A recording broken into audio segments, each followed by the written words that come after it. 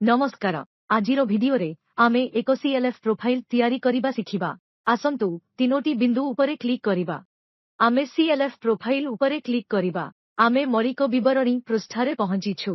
प्रथमे तुमे एक ब्लॉक देखिबो।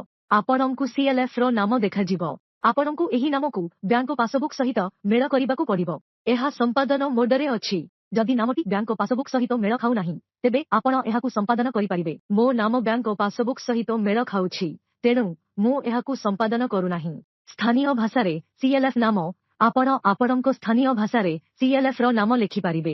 गठन तारीख डिसेंबर 23 तारीख 2000। जदि आपणंकर गठन तारीख भूल थाए तेबे आपण कैलेंडर उपरे क्लिक करी तारीख संशोधन करि परिबे। एनआरएलएम द्वारा प्रोत्साहित बैठक आवृत्ति एठारे ड्रॉप डाउन रु मासिक चयन करा जायछि। आपण पाक्षिक एवं मासिक दुईटी विकल्प देखिबे। जदि आपणंकर मासिक बैठक अछि तेबे मासिक चयन करंतु। जदि एहा पाक्षिक अटे तेबे आपण पाक्षिक चयन करि परिबे। आमर बैठक प्रति मासरे हुए। आमर बैठक द्वितीय सप्ताहरे अछि तेणु आमे एहाकु चयन करिछु। तुमे ड्रॉप डाउन रे सप्ताह पाइबो एवं तुमे तारीख मध्य पाइबो। जदि आपण कोनोसी तारीख स्थिर करिसंती जे एही तारीखरे सीएलएफ बैठक अनुष्ठित हेबो। बैठक दिन आमे सोमवार आर्थिक मध्यस्थताकु बाछिछु। एहा हां एवं एहा हां रहिबो। तुमकु एठारे किछि करिबाकु पड़िबो नाही। एहा एक फ्रीज सदस्य संगठन। एसएचजी भाबरे तुमर सीएलएफ रो सदस्य किए? एहा वीओ। आमर सीएलएफ रो सदस्य हेउछंती वीओ। बाध्यतामूलक संचय आवृत्ति आम सीएलएफ रे संचय अछि। आमे मासिक चयन करिछु। जदि आपणंक सीएलएफ रे कोनोसी संचय नाही तेबे आपण नाही उपरे क्लिक करि परिबे। बाध्यतामूलक संचय परिमाण 200 टंका दृश्यमान। एहा हेउछि प्रति सदस्य पाई आमर संचय परिमाण जहा प्रति वीओ 200 टंका दिए। संचय बाध्यतामूलक संचय सुध हार शून्य। आमे संचय उपरे कोनोसी सुध नेउ नाहु। आमर स्वीकृत संचय नुहे तेणु मु बुककीपरंको कोनोसी परिचय चयन करिबि नाही।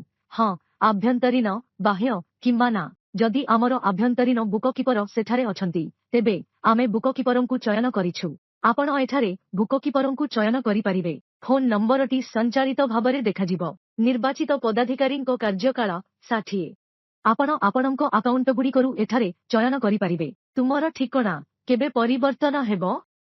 सीएलएफ घंटार पंजीकरण हां तेणु आमे हां उपरे क्लिक करिछु। जदि आपणंकर सीएलएफ पंजीकरण होई नाही तेबे आपण ना चयन करि परिबे। घंटा हां तेणु आमे हां सीएलएफ रिजोल्यूशन कॉपी चयन करिथिलु। जदि आपण हां चयन करंती तेबे आपणंकु एठारे पंजीकरण नंबर पंजीकरण आईन पंजीकरण तारीख एवं कॉपी देबाकु पड़िबो। पंजीकरण कल रिजोल्यूशन कॉपी एठारे आपण कैमेरा उपरे क्लिक करी रिजोल्यूशन फोटो उठाई परिबे किंबा एठारे एक पीडीएफ जोडी परिबे। पीडीएफ एठारे जोडा जिवो। स्थिति सक्रिय अछि। आमे संचय करिबु। मु पंजीकरण पई हां बाछिछि। जदि मु ना चयन करे तेबे कोनोसी विवरणी पचरा जिवो नाही। मु एहाकु संरक्षण करिबि। डाटा सफलतार सह अपडेट हैला। धन्यवाद।